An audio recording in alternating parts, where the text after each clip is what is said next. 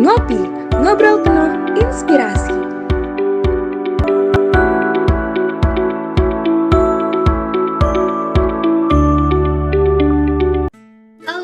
Selamat malam Sobat Ngulik semua.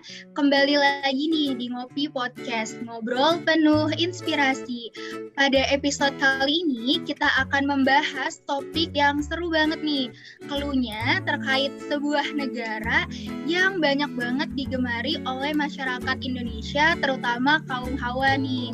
Nah, kira-kira Dea bisa nebak gak ya negaranya apa? Wah, kalau ngomongin negara yang disukain kaum hawa nih ya Mil, dan aku nih sebagai kaum hawa, biasanya sih aku suka drama dan idol gitu sih, dan biasanya sih drama dan idol itu yang bagus dari Korea ya Mil. Ya, bener banget. Nah, kita akan membahas nih tentang Korea, tepatnya tentang student exchange-nya nih. Nah, dia mau nggak sih bisa student exchange ke Korea, yang mungkin nanti di sana bisa ketemu nih sama idolnya. Wah, mau banget dong Mil kalau ada kesempatan. Oke, langsung aja ya kita ulik nih informasi seputar student exchange ke Korea langsung dari yang sudah berpengalaman. Kita sapa aja nih oleh narasumber kita. Halo Kak Cynthia. Halo Kamila. Apa kabar Kak hari ini? Alhamdulillah baik. Gimana kabarnya? Alhamdulillah aku baik Kak. Gimana nih Kak, udah siap banget nih sharing ke kita semua tentang student exchange kakak kemarin? Siap dong. Oke, mungkin tanpa berlama-lama lagi, Sobat Ngulik dan Dea pastinya udah penasaran banget nih.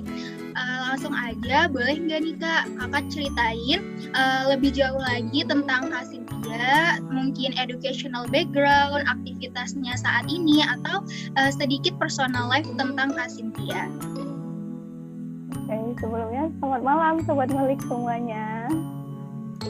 Kenalin, aku Cynthia Dewi SY, biasanya dipanggil Cynthia, dan sekarang aku merupakan mahasiswa tingkat akhir di Departemen Manajemen Institut Pertanian Bogor. Nah, aku di IPB itu jadi anak rantau ya, jadi aku asalnya dari Padang, dan dari SD sampai SMA itu aku di Padang, dan 4 tahun yang lalu memutuskan untuk masuk ke IPB gitu. Terus kalau misalnya selama di kampus, aku sebenarnya bukan anak yang aktif banget organisasi, maksudnya nggak ikut banyak organisasi gitu. Jadi aku cuma pernah ikut kayak organisasi himpunan profesi di departemen, terus juga sama satu organisasi di luar kampus. Terus aku pernah kayak ikut lomba-lomba yang terkait dengan bisnis, dan juga alhamdulillah kan kemarin itu dapat kesempatan buat ikut student exchange ke Korea Selatan.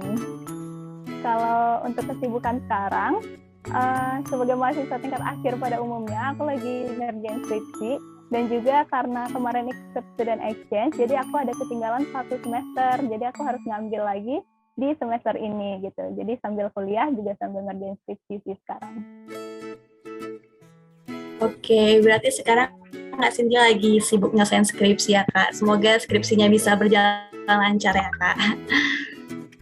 Nah, mungkin sekarang Kak Cynthia boleh nggak sih Kak ceritain gimana sih awal mula Kak Cynthia itu bisa mendaftar student exchange ke Korea gitu. Soalnya kan Korea tuh negara yang keren banget gitu Kak. Pengen tahu dong Kak gimana awal ceritanya.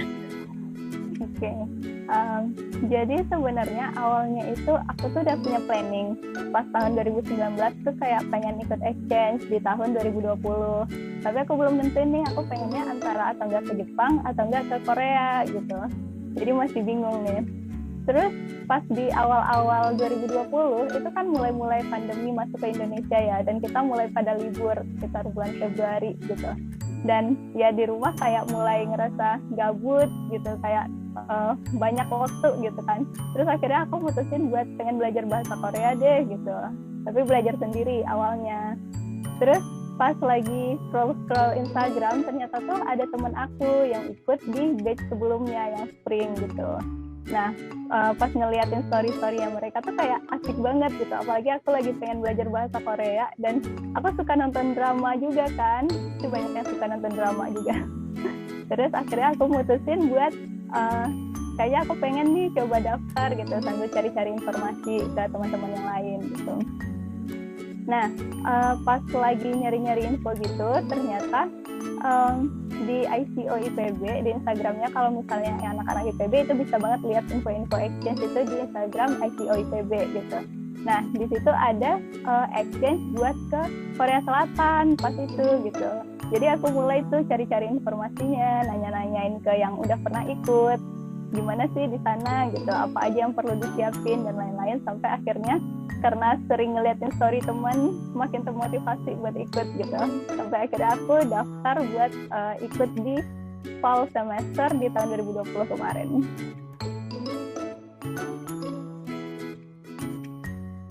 Wah, keren banget nih Kak. Berarti kakak tuh dimulai dari mau belajar bahasa Koreanya dulu, terus jadi termotivasi ya buat ngambil student exchange ke Korea. Nah, kan tadi itu kakak di awal sempat bilang kalau kakak tuh mempertimbangkan mau ke Jepang atau Korea gitu ya. Nah, pada akhirnya kenapa sih kakak memilih untuk student exchange-nya ke Korea nih Kak? Kenapa aku akhirnya milih ke Korea? Karena yang pertama, Korea itu kayak lagi hype banget kan sekarang. Semua orang tahu K-pop idol, terus kayak K-dramanya gitu. Dan aku salah satu penggemar K-drama juga gitu. Jadi karena sering nonton drama, terus ngikutin gimana kehidupan orang-orang di sana, terus kayak kepo kan, pengen gimana sih sebenarnya real life di situ gitu. Terus ditambah yang kayak aku mention tadi, aku lagi coba buat belajar bahasa Korea juga. Jadi kayak kenapa nggak langsung coba belajar di negaranya gitu. Pasti kayak student exchange itu kan sekitar 5 bulan ya. Kayak 5 bulan itu waktu yang cukup banget buat belajar dasar-dasar bahasanya gitu. Seenggaknya percakapan sehari-hari di sana. Nah karena itu aku jadi kayak termotivasi banget buat ikut yang ke Korea ini gitu.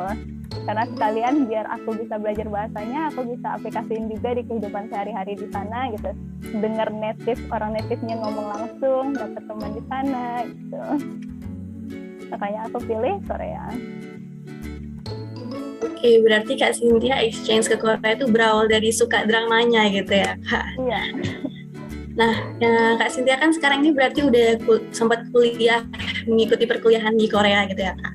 Nah, sebenarnya ada nggak sih Kak perbedaan kuliah di Indonesia dengan di Korea gitu, Kak? Sistem perkuliahannya. Buat sistem kuliahnya, sebenarnya pas aku di sana kemarin itu kan karena lagi pandemi juga ya. Jadi aku nggak terlalu ngerasain gimana vibes-nya orang datang ke kampus di kelasnya gitu. Kayak aku cuma pernah sekali doang nih offline, dan itu pun ujian gitu. Nah tapi kalau di kelas online-nya itu yang kayak kita tahu Korea kan lumayan ambis ya soal pendidikan gitu. Jadi anak-anak di kelasnya tuh kayak emang aktif banget gitu. Kalau misalnya dosennya nanya-nanya, terus mereka suka jawab-jawabin gitu. Dan di sana kalau misalnya kita kelas, ini yang kelas online ya, kalau kelas online itu kita semuanya harus on cam, dan nanti dosennya kayak bikin kelasnya interaktif gitu. Tapi sebenarnya bukan hal yang kayak kita harus menguasain materi banget, harus jawab-jawabin sesuai banget sama buku, enggak. Tapi kayak dosen itu fleksibel aja. Misalnya kayak dia nanya ini tentang, kita belajar tentang entrepreneurship gitu. Terus dosennya kayak simple nanya, apa sih entrepreneurship gitu. Nanti ada yang jawab satu-satu orang. Jawaban simple aja, kayak misalnya, orang yang berwirausaha gitu, orang yang punya bisnis misal kayak gitu. Jadi kayak simple tapi nanti dirangkum sama dosennya. Jadi itu bikin kelasnya jadi kayak lebih enjoy gitu. Terus juga yang aku ngerasain banget lumayan beda itu dari tugas-tugas yang ada di sana. Nah, kalau biasanya kita sering nugas itu kayak bikin makalah atau enggak kayak resume gitu, bikin resume gitu kan. Tapi kalau misalnya di sana itu kayak cuma ada pertanyaan nih tentang pelajaran yang kita pelajarin.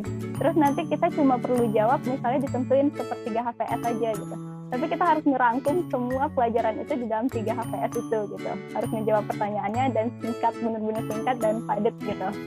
Nah, nanti pas di sana, habis kita ngerjain kan kita send email ke profesornya. Nah, nanti profesornya itu bakalan bales email kita. Itu sih yang bikin senang, kayak ngerasa oh ternyata email aku beneran dilihat loh gitu, beneran diterima sama profesornya gitu. Profesornya kayak jawab misalnya email kamu udah saya terima dengan baik gitu, have a nice day gitu, best wishes for you, pokoknya kayak dikasih motivasi lah di hari itu gitu. Dan setelah itu besokannya 1-3 hari setelah itu bakalan dikasih feedback. Jadi setiap tugas kita itu dikasih feedback sama profesornya gitu. Jadi kita ngerasa kayak oh ternyata aku ngerti nih bagian sini, dan kita bakalan lebih pede kalau misalnya kita mau ngejelasin tentang topik itu gitu. Terus selain itu anak-anak di sana kalau misalnya lagi musim ujian, nah lagi musim ujian itu di sana student cafe, terus kayak perpustakaan itu bakalan penuh banget, rame banget gitu. Mereka kebanyakan itu belajar di luar, jadi belajar di student cafe atau enggak di perpustakaannya. Dan itu bisa sampai malam-malam sih, karena perpustakaannya bisa buka sampai jam 12 malam gitu. Terus student cafe itu bisa sampai ada yang 24 jam buka gitu. Jadi five mau ujiannya sih yang berasa banget di situ. Wah, seru banget ya Kak kalau dengar pengalaman Kak Cynthia nih selama student exchange di Korea. Tadi juga banyak banget ternyata ya perbedaan antara kuliah di sini dan juga kuliah di Korea itu. Nah pasti Sobat Ngulik makin tertarik banget nih untuk bisa student exchange ke Korea. Nah kalau dari Kak Cynthia, apa aja sih nih Kak yang harus dipersiapin oleh Sobat Ngulik semua, para mahasiswa nih yang ingin mengikuti student exchange juga ke Korea?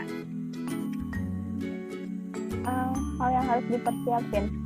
Pertama, kalau misalnya student exchange, pasti kita butuh yang namanya paspor. Nah, menurut aku karena paspor itu lumayan makan waktu buat ngurusnya, dan kita lumayan banyak terlibat dengan orang lain. Jadi, saran aku kalau misalnya teman-teman mau ikut exchange atau nggak exchange, sebenarnya nggak apa-apa banget kalau misalnya bikin paspor nih dari sekarang. Karena kayak kadang kita jadi males ikut sesuatu itu karena ada salah satu dokumen yang ngurusnya lumayan ribet gitu. Jadi kayak ntar deh gitu. Akhirnya nggak jadi gitu kan.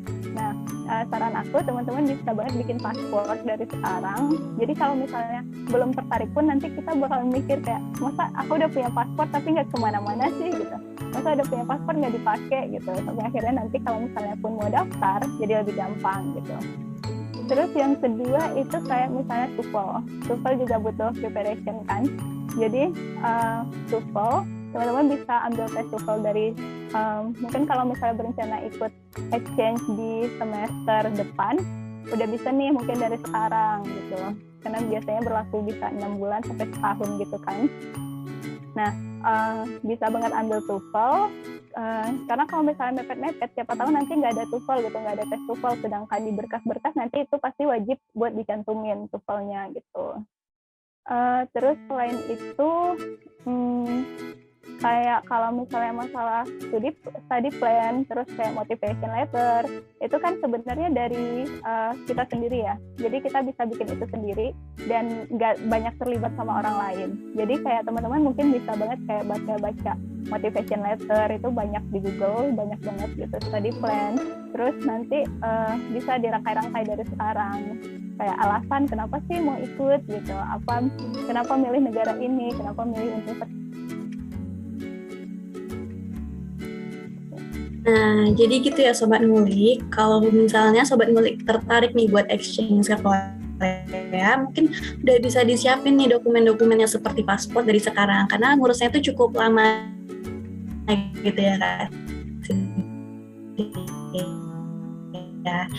Nah, selain lain seperti motivation letter. Nah, ngomongin exchange nih Kak, berarti kan ada perbedaan negara ya, dari Indonesia dan Korea. Nah, tentunya kalau beda negara itu beda juga culture-nya. Nah, apa sih Kak perbedaan budaya di Indonesia dan di Korea yang Kak Cynthia rasain? Perbedaan budayanya, aku cerita dari baru aku sampai deh. Pas aku baru nyampe di Korea, aku lumayan kaget sebenarnya karena ini barang-barang bawaan. Awalnya itu barang-barang bawaan kita. Kalau misalnya di Indonesia, itu biasanya kan kalau misalnya kita kayak naik bus gitu, pasti ada yang bantuin kan bawa. Seenggaknya masukin barang kita ke bagasi mobilnya gitu. Tapi pas di sana itu kita benar-benar handle barang kita sendiri. Jadi kita bertanggung jawab atas barang kita sendiri. Jadi kalau misalnya pas baru datang, walaupun ada supir busnya itu, dia ngeliatin doang di bawah. Jadi walaupun barang kita seberat apapun, nggak muat di bawah, harus dibawa ke atas mobil, ya kita akalin sendiri, bawa sendiri. Pokoknya itu tanggung jawab kita bawa datang ke sana, ya urus sendiri gitu. Jadi kita lumayan kaget awalnya. Terus juga kayak mereka itu bakalan lebih nerima ketika kalian seenggaknya bisa walaupun sedikit pakai bahasa mereka gitu. Seenggaknya cuma nyapa aja kayak annyeonghaseyo gitu, kayak nyapa aja sekedar adalah gitu, seenggaknya effort kita buat bisa bahasa mereka gitu. Karena aku pernah sekali, padahal itu kondisinya masih di bandara, yang mana kalau di bandara kan pasti banyak turis ya biasanya, dan harusnya kayak kalau bahasa Inggris itu masih wajar gitu. Tapi ternyata mereka kayak kesel gitu ketika aku sama teman-teman aku belanja pakai bahasa Inggris gitu. Jadi kayak lumayan kesel dan ngomong sesuatu yang kurang enak lah. Kan kita sering dengar ya kayak di drama-drama kalau misalnya orang ngomong kurang enak dalam bahasa Korea itu gimana gitu. Jadi ya seenggaknya kalau misalnya ke sana mungkin bisa kayak kata-kata dasar itu dipelajarin gitu. Terus juga pas sudah nyampe di UNIS-nya, aku lumayan kaget sama budaya orang-orang yang kayak ninggalin barang di tempat umum gitu. Misalnya kayak di kafe nih, aku di kafe sama teman-teman. Terus kan kalau misalnya di Indonesia kayak kadang kita ke toilet aja, pas kadang kita bawa gitu. Tapi di sana mereka bahkan laptop, HP, dompet semuanya itu ditinggal di meja, terus orangnya nggak tahu kemana. Kayak nggak ada mereka di sana gitu. Itu bisa 1 jam, bisa kayak lama banget. Barang-barangnya udah ditaruh aja di situ gitu. Tapi alhamdulillahnya kayaknya nggak ada yang hilang ya barangnya. Jadi kayak emang udah biasa aja gitu di sana. Dan aku pun pernah sekali ngalamin barang aku ketinggalan gitu di lift. Terus tuh kayak udah lumayan lama kan, aku udah pergi, udah foto-foto dan lain-lain. Ternyata baru inget tuh tas aku ketinggalan. Dan pas balik lagi ternyata tuh tasnya masih ditaruh di tempat yang sama. Jadi mereka tuh kayak punya prinsip ya, kalau misalnya orang ketinggalan barang pasti bakalan balik lagi ke tempat di mana dia ninggalin barangnya terakhir. Jadi barang itu nggak dikasih ke orang yang punya warung, nggak dikasih ke lost and found, nggak, cuma ditaruh aja gitu di sana gitu. Jadi orang pasti balik buat ngambil lagi gitu.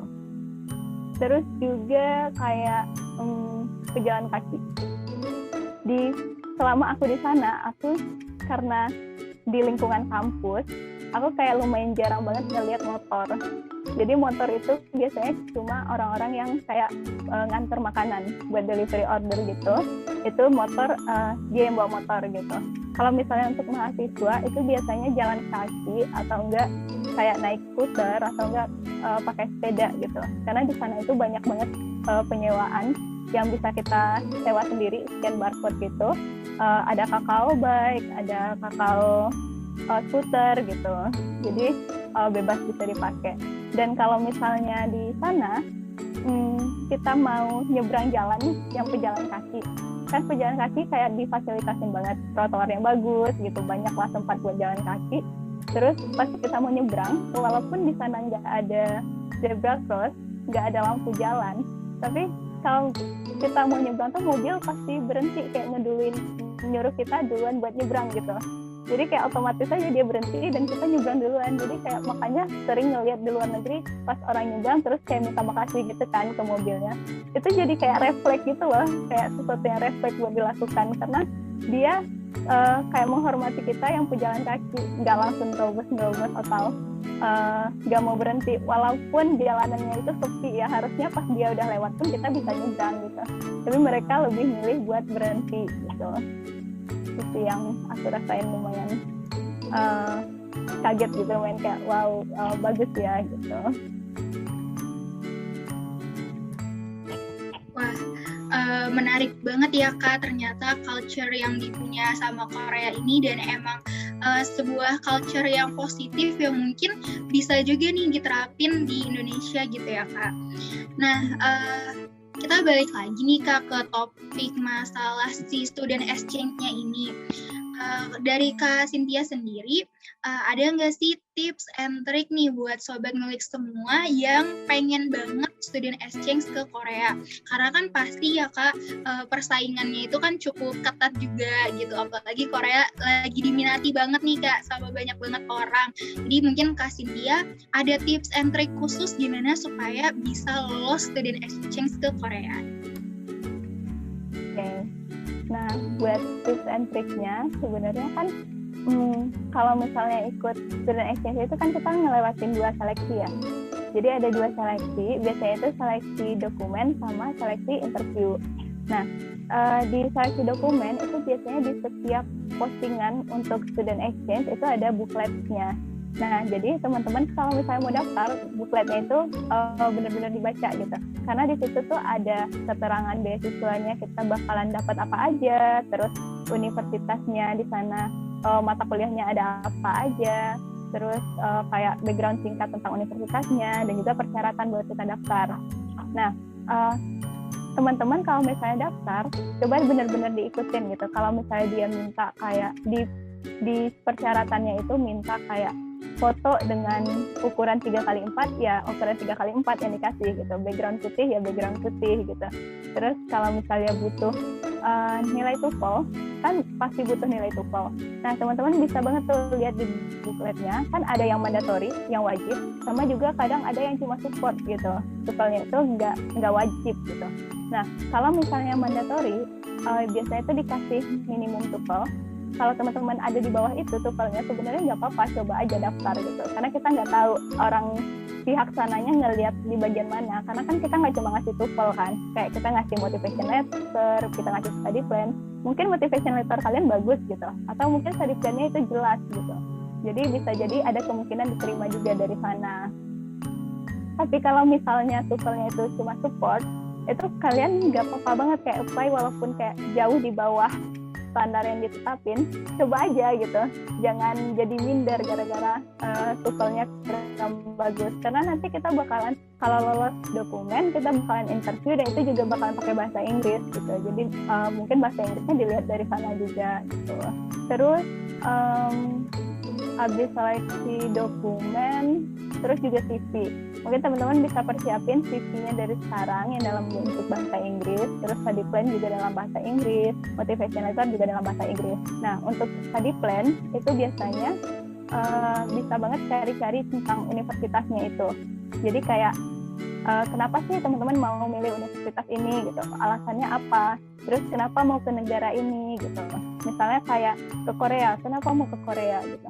Oh, karena relate sama background saya, di universitas itu ada mata kuliah tentang bisnis misal. Saya pengen belajar bisnis karena saya pas di Indonesia itu manajemen, dan saya pengen lanjut nih belajar bisnis di sana gitu. Terus saya juga pengen tahu gimana sih consumer behavior orang sana gitu, karena kan kayak Korea tuh terkenal banget cinta sama produk-produk lokalnya kan. Kayak bahkan aku pas ke sana itu mereka jarang banget yang pakai WhatsApp. Terus Google kan punya sendiri kayak Naver atau misalnya Kakao Talk gitu. Mereka semuanya pakai produk-produk negeri mereka sendiri gitu. Jadi kita pengen tahu nih gimana sih perilaku konsumennya di sana mereka gitu. Jadi pokoknya dihubungkan sama background study kita di universitas asal kita di Indonesia gitu. Terus juga kayak boleh banget di-mention di study plan-nya itu kayak apa sih manfaatnya buat kita gitu, buat karir kita ke depannya dengan kita ikut student exchange ini, manfaatnya buat kita apa gitu, manfaatnya buat universitas kita apa gitu, buat Indonesia, pokoknya mention aja manfaat-manfaatnya gitu. Itu di study plan. Terus kalau misalnya next lanjut ke interview, pas di interview itu teman-teman sebelum interview harus pede yang pertama, karena kalau misalnya teman-teman nggak pede, nggak percaya sama diri sendiri, gimana mau ngeyakinin orang lain gitu. Jadi kayak harus pede dulu sama diri sendiri, terus nanti hafalin, nggak dihafalin sih, cari tahu tentang universitasnya, terus cari tahu tentang beasiswanya ini teman-teman bakal dapat apa aja sih di sana gitu.